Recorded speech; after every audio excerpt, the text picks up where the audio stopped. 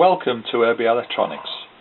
This is the standard version of Project 2, the Sparkling 5 LED display. The light-emitting diodes flash randomly. The circuit is made on a base of foam board. Here, all of the LEDs are different colours, but other versions of the kit are available in just one LED colour, either all blue, all green, all pink, all red or all yellow.